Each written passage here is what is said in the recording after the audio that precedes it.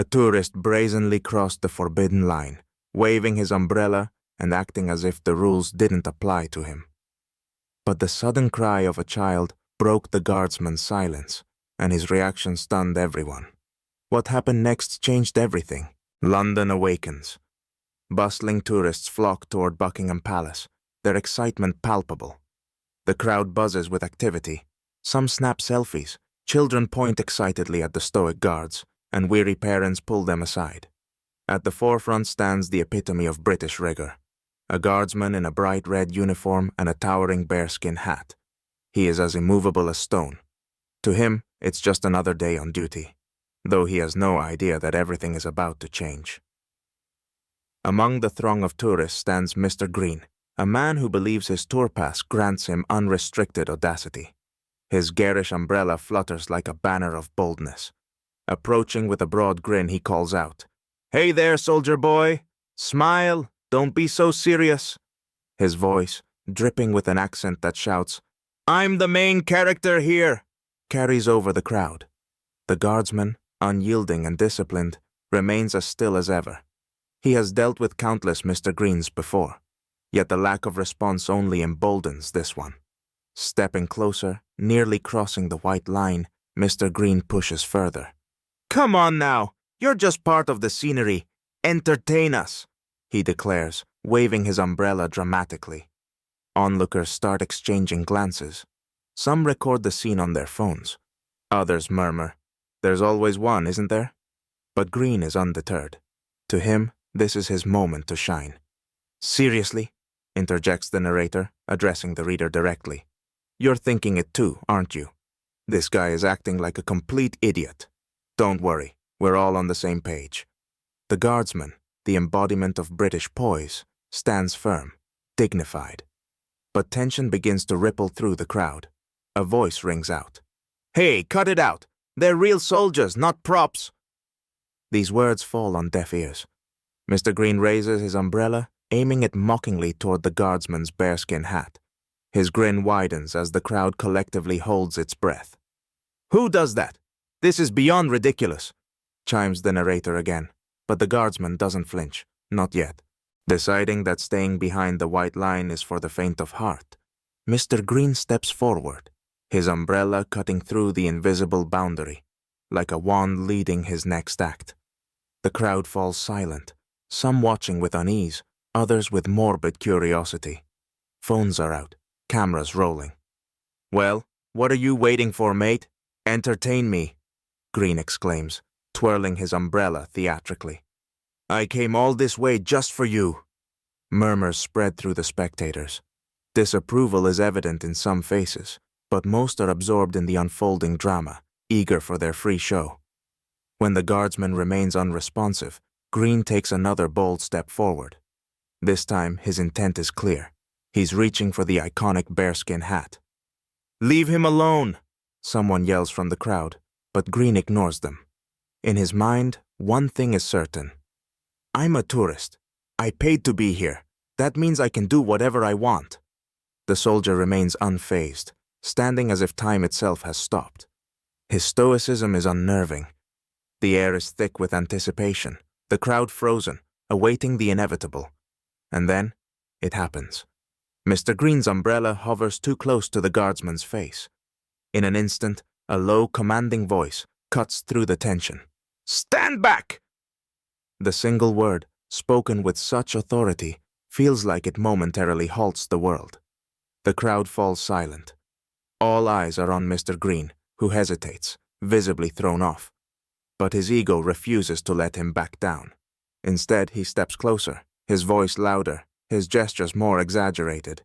"Oh, look, he talks! How about a bow next? I'm a tourist, for crying out loud!" This is the climax of his audacity.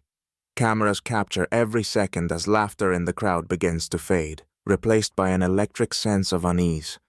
Green continues, oblivious to how far he's crossed the line. "Seriously, you all see this, right?" quips the narrator again, addressing the audience. "Does he honestly think this is appropriate? Spoiler alert, it's not." Meanwhile, the guardsman remains rooted to his post. His back is straight, his gaze steady. but the air around him seems to crackle, hinting that something is about to change. At the height of Mr. Green's audacity, with his umbrella nearly brushing the guardsman's bearskin hat, a sudden, high-pitched cry pierces the air. The crowd immediately turns toward the sound, and even Green freezes, bewildered by the interruption. A small boy, separated from his parents, has wandered too close to a horse. The animal, visibly startled, shifts nervously, its hooves stamping the ground. Its wide eyes reveal its growing unease. The boy, paralyzed with fear, stands motionless, and for a moment it seems disaster is imminent. Voices ripple through the crowd. "Somebody do something!" a woman shouts, panic evident in her tone. And then the unthinkable happens. The guardsman, a figure of unyielding discipline moments ago, springs into action. Like a statue suddenly coming to life, he steps forward with swift, precise movements, every inch a trained professional. In a matter of seconds, he reaches the boy, scoops him up, and carries him away from the agitated horse. Time seems to slow as the scene unfolds. The crowd, which had just been laughing at Mr. Green's attempts to provoke the guardsman, now watches in silent awe. Relief and admiration replace their earlier amusement. Even Mr. Green, who moments ago felt like the center of attention, is struck speechless. His star moment evaporates in an instant. The guardsman, silent and composed, returns the child to his tearful mother, who thanks him profusely. Without a word, he nods, adjusts his uniform, and resumes his post as if nothing had happened. His hat, his stance, his composure, everything is once again perfect. The crowd erupts in applause. The sound of hands clapping drowns out every word Mr. Green might have uttered. Someone shouts, "Now that is a true professional!" "See, this is why they're here. Not for your little shows, but for moments like this," the narrator remarks to the audience. "Honestly, Green, aren't you embarrassed?" Mr. Green stands frozen, his face turning red. He no longer feels like the center of the universe.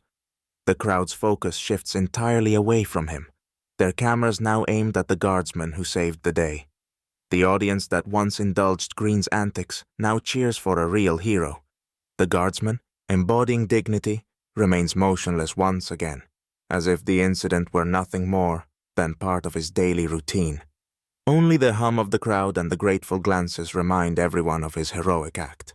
Within hours, someone uploads a video of the guardsman's rescue to social media, and it quickly goes viral. Captions range from, "Now that's a real hero," to, "This is how you handle rude tourists." The comments are even more telling. "These guards are the real deal. And that tourist? Yeah, he needs a lesson in manners." How many times do we have to say it? The Queen's Guard isn't an amusement park attraction. They're a symbol of tradition. As for Mr. Green, he also ends up online, but not in the way he had hoped. Videos of him waving his umbrella, shouting nonsensical remarks, and gawking as the guardsman calmly stole the spotlight now flood the internet. "Let's be honest," quips the narrator. "Would you want to be in his shoes?" "Didn't think so."